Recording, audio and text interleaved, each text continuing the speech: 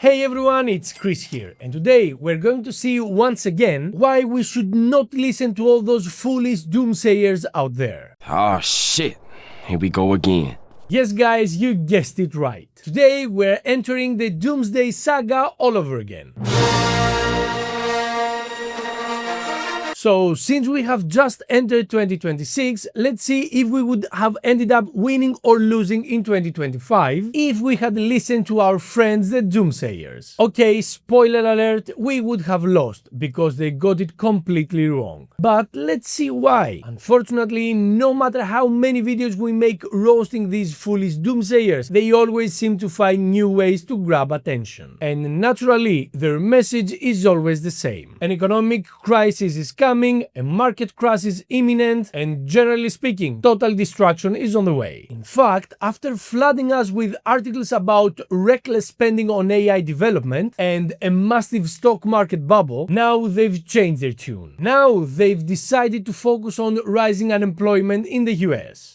These guys will always find something to say, just to grab people's attention and sound smart. Unfortunately for them, in 99.9% of cases, all these doomsayers get it completely wrong. And you know what the worst part is? Anyone who fell into the trap of listening to them all these years has lost a ton of money. If we had actually listened to these foolish doomsayers who have been screaming about a crash since the start of 2023, we would have missed this entire rally. All these gains. We're talking about 80% profit in just 3 years, which would have gone to waste. Do you realize that? I don't know how else to say this. Doomsayers are actively hurting people. We must not listen to them. And let's not forget, no one knows what the markets will do. I'm not saying the market will only go up and never crash. What I am saying is that no one knows what the markets will do. And for every single argument that doomsayers have, there is an equally strong, if not stronger, counter-argument. Yeah, but Chris, December is usually a good month for the markets, but this time it was totally flat. Is the market getting tired? Why would the market be tired? What was it doing? Digging ditches? Anyway, my friends, let's analyze this too. Let's take a look at the performance of the US stock market in 2025, exactly where we stand right now, why the US economy is, in my opinion, in better shape than ever, and of course, what we can practically do with our money if we want to actually build our financial future. At least in my opinion. Let's get into it because just after the holidays relaxation,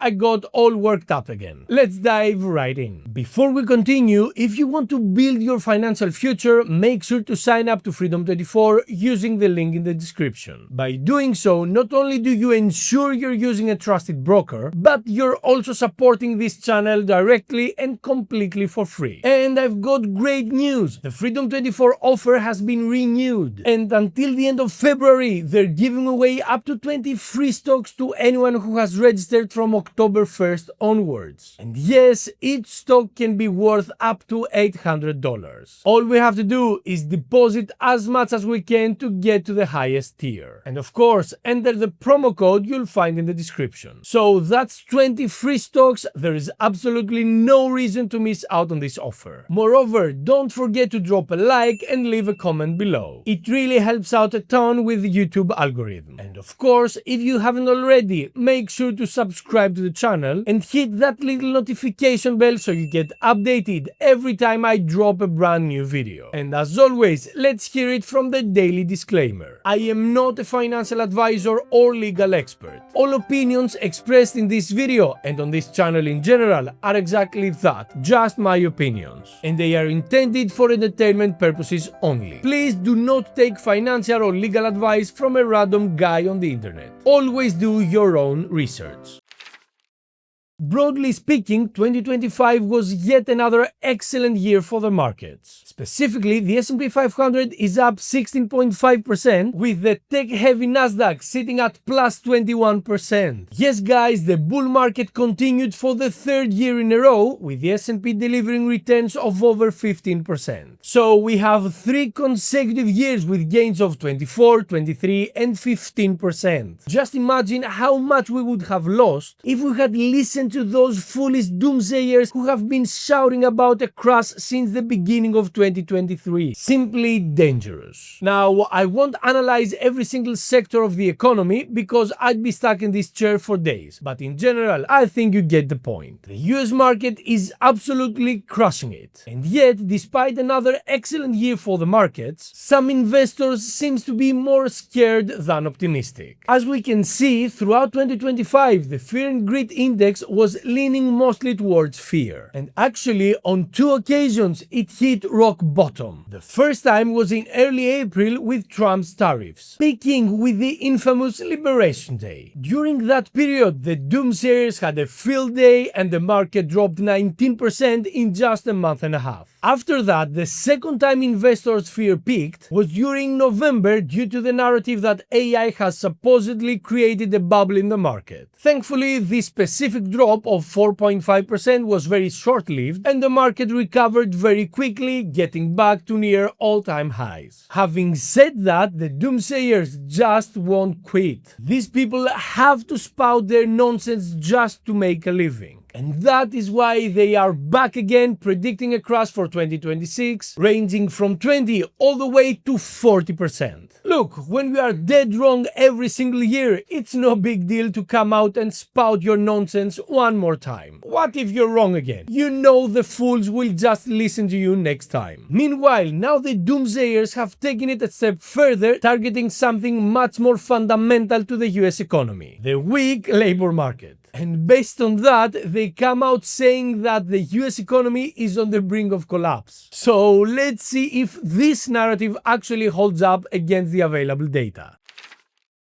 To cut to the chase, the doomsayers' argument goes like this. Unemployment in the US continues to rise and it recently touched 4.6%, levels we haven't seen since 2021. This, according to the doomsayers, will lead to a rapid decline in the purchase power of the average consumer and consequently drag the US economy into a recession. And thus, the probability of a massive market crash in 2026 has increased to 10%. How many times have we heard this in the last years? So let's look at why this narrative is actually full of holes. First, the unemployment rate may indeed be at a 4-year high, but generally speaking, it is still at very healthy levels, below 5%. That's point number 1. Second, the US economy, despite its massive size, continues to record rapid growth, with GDP rising by 3.8%. And with economic growth come new jobs. That's point number 2. And third, the US government has set a goal to strengthen consumer purchasing power with the slogan, "Make America Affordable Again." In short, this means rapid reforms to eliminate extra costs and essentially reduce inflation, which is something that is already happening. According to the November report, inflation stood at 2.7% while it was expected to be at 3.1%. In other words, it continues to move towards the desired target of 2%. And for me, this is the most important part. Why? Because quite simply, it gives the Fed more leverage to proceed with further interest rate cuts faster than expected. Right now, interest rates are between 3.5 and 3.75%. And estimates so far were pricing in only one cut of 0.25%. However, with rising unemployment and falling inflation, the Fed can decisively move forward with more cuts. In fact, Trump will soon appoint the new Fed chair. And according to the polls, leading by a wide margin is Kevin Hassett, who is a supporter of lower interest rates. We are eagerly waiting to see who will actually replace Jerome Powell, who in my opinion has also done an excellent job as Fed chair. But regardless of that, I say it again. The data we have so far indicates that the Fed will proceed with further cuts sooner than we expected. And this, of course, will lead to faster growth for the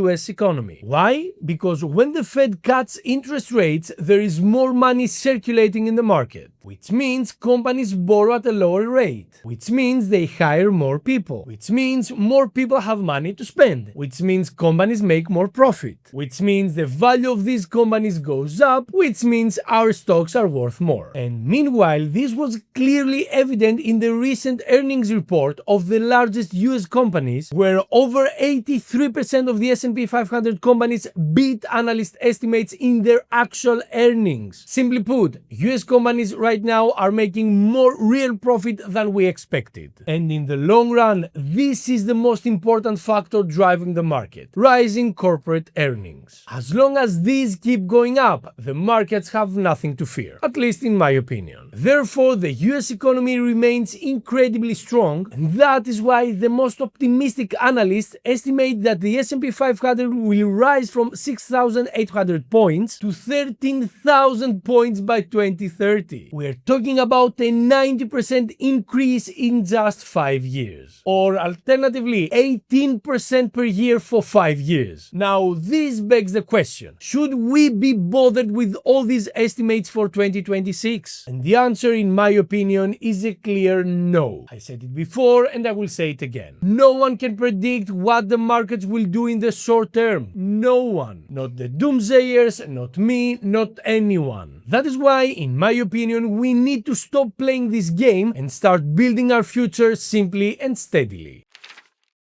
So let's look at this clearly and calmly. We simply want to build our financial future in the long run, right? That is all we care about. Well, in that case, we have no reason to pay attention to the foolish doomsayers out there. We tune out the noise and we stay invested. We don't try to find the perfect moment to invest, nor do we sell when we fear a crash is coming. When our investment horizon extends to 2046, why on earth do we care what the markets will do in 2026? We simply save and invest every single month consistently, whether the market is up or down. This way, we ensure we get the total market return. And we're talking about a market that for the last 150 years has done this. Despite the ups and downs in between, in the long term, it has skyrocketed. Now, yes, it is true that past performance does not guarantee future results. It really doesn't. No one knows what the markets will do, and when investing, nothing is certain. But in life, the only thing that is certain is that if we don't do anything with our money, it will constantly lose value due to inflation, and we will be stuck in a financial dead end forever. That is why I keep shouting that, in my opinion, investing is not optional, it's necessary. Everyone will choose where and how to invest on their own, but investing our money is practically necessary. Okay, Chris, we get it, and we want to start investing, but how can we actually do it? Like this.